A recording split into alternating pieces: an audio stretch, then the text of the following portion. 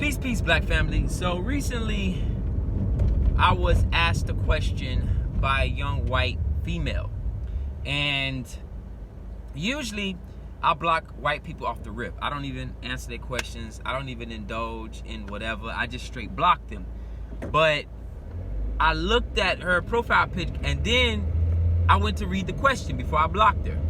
And her question was, you say that white people's self-esteem is based off the degradation of, and I'm paraphrasing by the way, she didn't say all this, she made it much more simplistic. But she said, you said that our self-esteem and who we are is based off of the degradation and demeaning nature of what you call African black people. And she said, I don't stay around black people. I don't have any black people to feel better than, and I suffer from depression. And I said in my head, you answer your own question. You answered your own question with your sentence. You stay in North or South Dakota, whatever, one of those places that you stay in. There's no black people around you. So you have nobody to feel better than. So now you suffer from depression, right? And this is why I try to tell people who have these multicultural friendships. They hang around you because it makes them feel better about who they are. Even if they're dressing like you and acting like you, at the end of the day, they still can say, man, at least I don't have to be this for real. This is an act for me. This is a surviving mechanism for me to act like this and talk like this. But they know in their hearts, I'm not you, and you not me. I'm still white. See, the history that they don't teach in America, the history that they do not teach in America is that after the Civil War, when Africans and Americans were so-called free from chattel slavery, there were a lot of white people who committed suicide. There were a lot of white people who couldn't imagine a world where they could not subjugate and mistreat African people. So they began to commit suicide, male and female. I'm talking about put the pistol in their mouth and blow their brains out. After the Civil War. So the young white girl from North Dakota, South Dakota, whatever the hell she said she was from, just proved my point. The fact that you don't have any black people to feel better than, that you don't have any black people you can personally call my nigga, or say nigga to, or cuss out whenever you feel down, is the reason why you suffer from depression and your lack of melanin. But moving forward, this is also why when you have these suspected white supremacists that do these mass shootings, see what takes place with them is subconsciously, come on, get in one lane, bro. You can't do the 2-lane thing. Subconsciously, what happens with them is that, and this is a subconscious thing, they may not realize it or they may realize it. What happens with them is that they realize that in a system of white supremacy that's supposed to give them advantages based on their skin complexion, that they aren't shit. And they have squandered away any existence of their whiteness. So they go out on these mass shootings because they're upset with life. They're like, how can I be a white person and I still play video games in my mom's basement? Something's not right. This world was given to me to conquer. Why am I still working at Burger King? Why? Why when I pull out my penis, women laugh at me? They feel inadequate in society. And so this is why the bulk of mass shooters or mass murderers are white men, because they're inadequacies. Now, you have white women who have been mass murderers in history too, but we're talking about modern day mass shootings. It's because the white man doesn't feel privileged in a system of privilegedness. And he usually attacks his own people because he feels that they are too liberal on the blacks. The white supremacist hates liberal white people more than he actually hates black people. It's a fact. He's like, why are we babying these niggers? We should, this is a subconscious thing or a conscious thing, depending on how deep they are in white supremacy. Why are we babying these niggas? We should throw them back in slavery and be kicking their fucking ass like our ancestors did. What the fuck? Why are we giving them rights? I don't understand. And it begins to play on their subconscious. It begins to play on their conscious. And then they begin to attack their own people. Because they know their people are the ones who create the laws anyway. Right? Let's be factual about it. They know that their people are the people who are in power. So what do? Attack the power.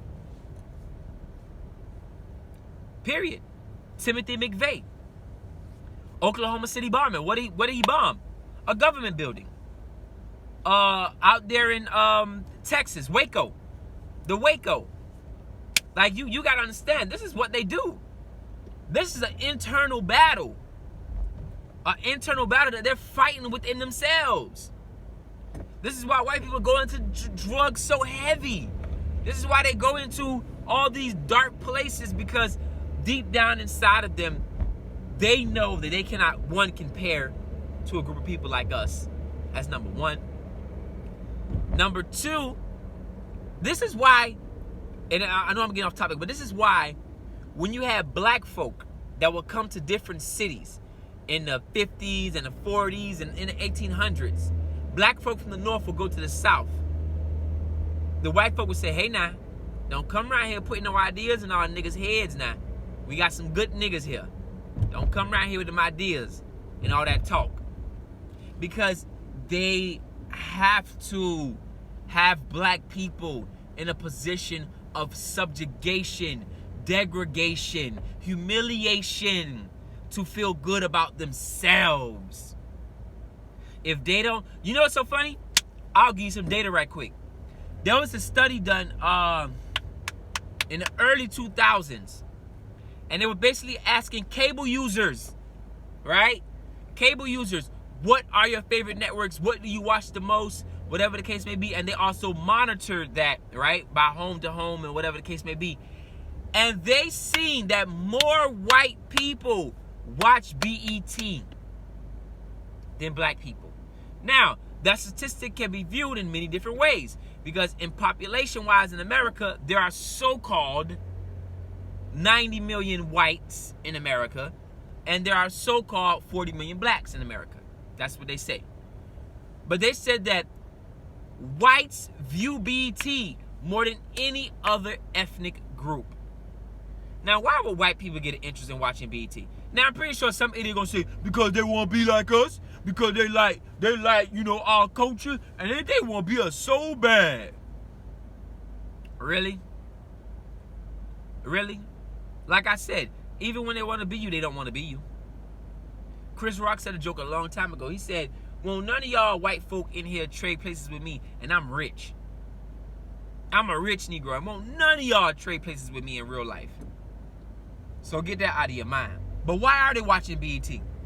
They're watching BET because it reinforces their stereotypes of black people.